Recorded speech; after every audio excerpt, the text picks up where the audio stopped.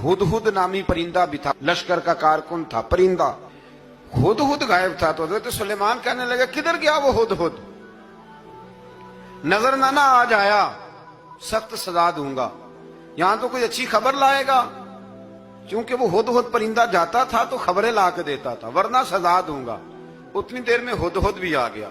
तो ये परिंदे जो कारकुन होते हैं बड़े सियाने होते हैं, कभी बंदा नाराज हो तो सही खबरें ले आते हैं। तो सही खबर लेके आ गया, आते ही आके बैठा तो उसने हजरत सुलेमान अलैहिस्सलाम ने कहा कहां थे? अर्ज करने लगा हुजूर मैं मुल्क के सबा गया था, वहां एक औरत हुक्मरानी करती है, उसका नाम बिल्कीस है, बहुत बड़े तख्त पे बैठती है, 80 गज उसका तख्त लंबा है, 40 गज चौड़ा है और शायद 80 मान के 80 टन उसका वजन है। तो हुजूर वो सूरज को पूछते हैं। तो हजरत सुलेमान ने फौरन खत लिखा, फरमाया जाकर उसे मेरा खत दे दो कि यहां तो कलमा पढ़ के हमारी फर्मा बरदार बन जाए, वरना तैयार हो जाए, जो अल्लाह के गैर को पूछते हैं हम उनके खिलाफ जंग करेंगे।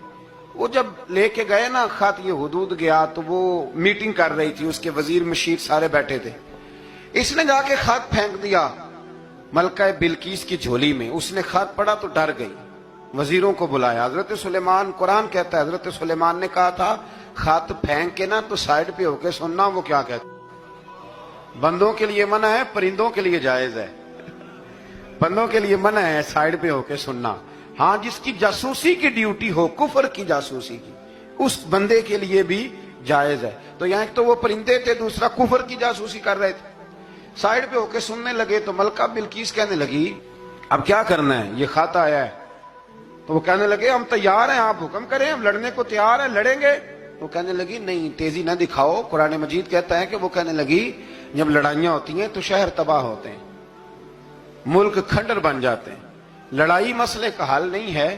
उन्होंने कहा कि मैं नबी हूं, तो एक दफा आजमा लेते हैं कि नबी हैं कि नहीं, माज़अल्लाह आजमा लेते हैं। कहा कैसे? कहने लगी तोहफे तो आए भेजते हैं, अगर माल पर दिल ललचा गया तो फिर नबी नहीं बादशाह है, और अगर माल पर दिल ललचाया ना तो फिर अल्लाह के कामिल बंदे। ये फर्क उसने उस वक्त बयान किया। उसने 500 कनीजें, 500 गुलाम, बड़े शानदार लिबास पहना के, 500 घोड़ा बड़ा तगड़ा, उसके ऊपर माल व असबाब रख के तैयारी करा के हजरत सुलेमान की तरफ भेजा। हुदहुद पहले से खबर लेके आ गया।